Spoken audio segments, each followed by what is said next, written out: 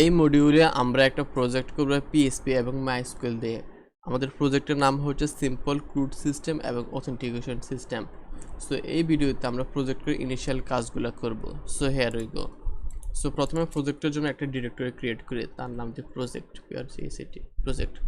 So এখন project ফোল্ডারে টার্মিনালটা open করি।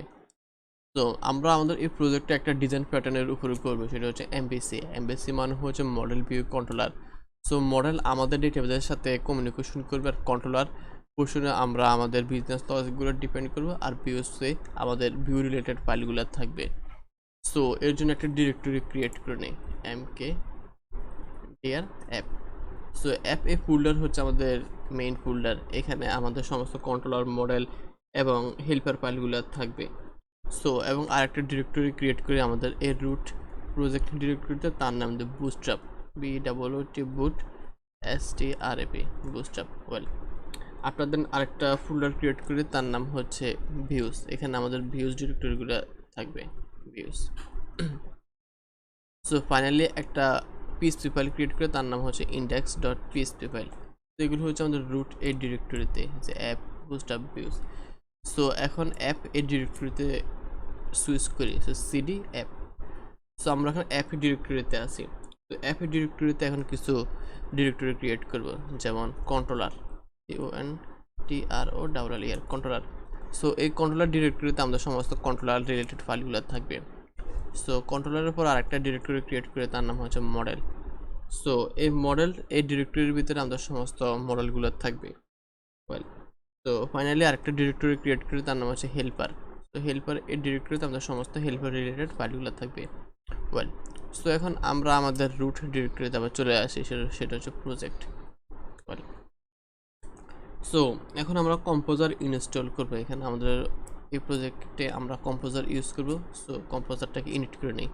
সো এর জন্য CMPO কম্পোজার ইনিট এই কমান্ডটাকে হিট করতে হবে। তারপর আমাদের কিছু সেট আপ করতে হবে, যে আমাদের প্রজেক্টের নেম, সেগুলো আমি অ্যাজ ইট ইজ দিয়ে দিচ্ছি। সরি, ডেসক্রিপশন কিছু লাগবে, জাস্ট ইন্টার দিয়ে দিচ্ছি। ওয়েল, সো ফাইনালি আমাদের একটা ফাইল জেনারেট হবে, সেটা হচ্ছে composer.json।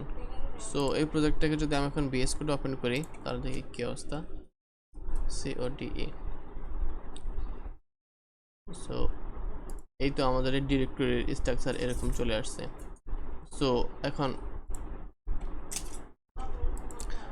আমরা চাইলে এই কোডগুলো নিজেও লিখতে পারতাম এই composer.json ফাইলে। সো এবং আমাদের আরেকটা ফোল্ডার ক্রিয়েট হয়েছে, সেটা হচ্ছে ব্যান্ডর। সো ব্যান্ডরের ভিতরে autoload.php নামে একটা ফাইল আছে। সো এখন এটা হচ্ছে আমাদের কোনো ক্লাসকে যদি আমরা অটোলোড করতে চাই, তাহলে এই ফাইলটাকে আমাদেরকে লোড করতে হবে। সো এখন আমরা কোন ফাইলগুলোকে অটোলোড করব অথবা কোন ফোল্ডারগুলোকে, সেগুলো আমাদেরকে এই composer.json ফাইলে বলে দিতে হবে। সো এখানে আমরা এই অটোলোড এই ফোল্ডারের ভিতরে আরেকটা, অ্যাকচুয়ালি এই সেকশনের ভিতরে আরেকটা ডিরেক্টরি ডিফাইন করি, এটা হচ্ছে এটার মতো আর কি। সো এখানে আমরা দেব অ্যাপ,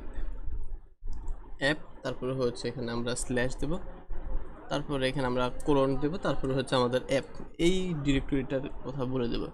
সো আমরা আমাদের অ্যাপ এই ডিরেক্টরিটাকে আমরা অটোলোড করবো, এবং অ্যাপ এই ডিরেক্টরির ভিতরে কোডগুলোকে বড় হাতের অ্যাপ এটা দ্বারা আমরা ডিনোট করব, এটা আমরা এখানে বলে দিচ্ছি। বল, সো এখন আমাদেরকে একটা কমান্ড রান করতে হবে, সেটা হচ্ছে composer dump autoload, COMP composer dump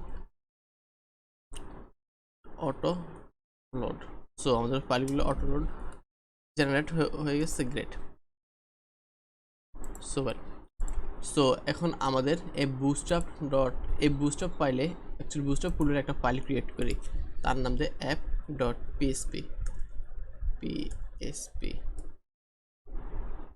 so app.php ফাইলে আমরা আমাদের এই বুস্টআপ এই অটোলোড ফাইলটাকে রিকোয়ার করে নেব। So require der dot slash আমাদের ব্যান্ডর ফোল্ডারের ভিতরে autoload.php ফাইল। সো এটা হচ্ছে আমাদের ইনিশিয়াল পয়েন্ট, আমরা আমাদের সমস্ত ফাইলগুলোকে এই ফাইলটাকে রিকোয়ার করে নেব।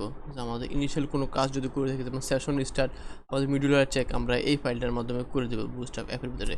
সো এখন আমরা সেশনটাকে চেক করে দেবো যে আমাদের সেশনটা জেনারেট অবস্থায় আছে কিনা। আমাদের সেশনটাকে আমরা সেট করে দেবো। সো সেশন চেক করার আগে আমরা এখানে চেক করে দেখবো সেশনটা আছে কিনা। সো ইফ ইসেট সেশন সেশন, যদি সেশনটা নট ইসেট হয় তাহলে আমরা সেশনটাকে স্টার্ট করে নেব। সেশন স্টার্ট এই ফাংশনটাকে কল করে দিচ্ছি। ওয়েল, সেটা হচ্ছে আমাদের অ্যাপ্লিকেশনের রুট পয়েন্ট। সো এখন আমরা আমাদের অ্যাপ্লিকেশনের যে কোনো জায়গায় এই ফাইলটাকে যাতে জাস্ট আমরা ইনক্লুড করে দেব, যাতে আমাদের ইনিশিয়াল কোনো কাজ দিয়ে থাকে ওই কাজগুলো যাতে না করতে হয়, আমরা এক জায়গায় কাজ করে নেব। ওয়েল, সো এখন আমরা একটা ভিউ ফাইল জেনারেট করব। সো ভিউ ফাইলে আমরা এই বুস্টআপের টেমপ্লেটটাকে নিয়ে আসবো। আমরা আমাদের অ্যাপ্লিকেশনে বুস্টআপ ফাইল ইউজ করবো। তো বুস্টআপ নিয়ে এসে এই তো। সো এখন আমি পিএইচপি সার্ভারটাকে রান করি। সো এই তো আমাদের এটা হচ্ছে আমাদের রুট ফোল্ডার, এখানে হ্যালো ওয়ার্ল্ড চলে আসছে। সো এখন আমরা আমাদের কোডগুলোকে রিফ্যাক্টর করব। যে আমাদের ভিউজ ফোল্ডারে আমরা আরও একটা ফোল্ডার ক্রিয়েট করে তার নাম দিয়ে লেআউটস। সো এখানে আমাদের লেআউটসের ফোল্ডারগুলো থাকবে। অ্যাকচুয়ালি লেআউটস না, তার নাম দেবে ইনক্লুড। সেটাকে একটু ডিলিট করে দেই, তো রিনেম করি include, INCLUD includes. So includes এই ফোল্ডারের ভিতরে আরেকটা ফাইল ক্রিয়েট করে তার নাম দেয় header.php। এই header.php ফাইলে আমাদের অ্যাপ্লিকেশনের হেডার ফাইলগুলো থাকবে, যেমন আমাদের টাইটেল, বডি, এগুলো উপরের পোর্শনটুকু আর কি, সেটাকে আমি উপরে নিয়ে যাই। সো এখানে আরেকটা ফাইল ক্রিয়েট করে তার নাম দেয় footer.php। সো এখানে আমাদের ফুটারের ফাইলগুলো থাকবে, যেমন আমাদের এই পোর্শনটুকু। ওয়েল, এই তো। সো এখন আমাদের জাস্ট index.php ফাইলে এখানে আমরা জাস্ট আমাদের ভিউসের ইনক্লুড হেডার এবং ফুটারটাকে ইনক্লুড করে দেব। সো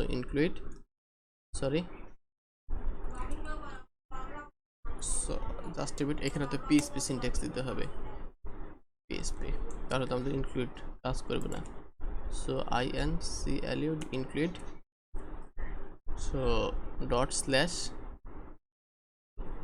./views includes স্ল্যাশ আমাদের header.php ফাইল। সো হেডারের পর আমরা ফুটারটাকে এখানে ইনক্লুড করে দিই। এতে আমাদের অ্যাজ ইট ইজ প্রপারভাবে কাজ করছে। তো ওইটা অ্যালাইনমেন্টটা ঠিক করে নেই। এতে এখানে আমরা এক লাইনের কোডে লিখবো, দেখতে যাতে একটু সুন্দর হয়, একটু এই তো প্রপারভাবে অ্যাজ ইট ইজ কাজ করতেছে। সো এই তো আমাদের অ্যাপ্লিকেশনের আমরা ইনিশিয়াল কাজগুলো করে নিয়েছি। আমরা যদি এখন কোনো প্যাকেজ ইনস্টল করি তাহলে এখানে আমরা ইউজ করতে পারবো। সো নেক্সট আমরা ডেটাবেস কানেকশন এবং মডেলগুলোকে ডিফাইন করব। থ্যাংকস।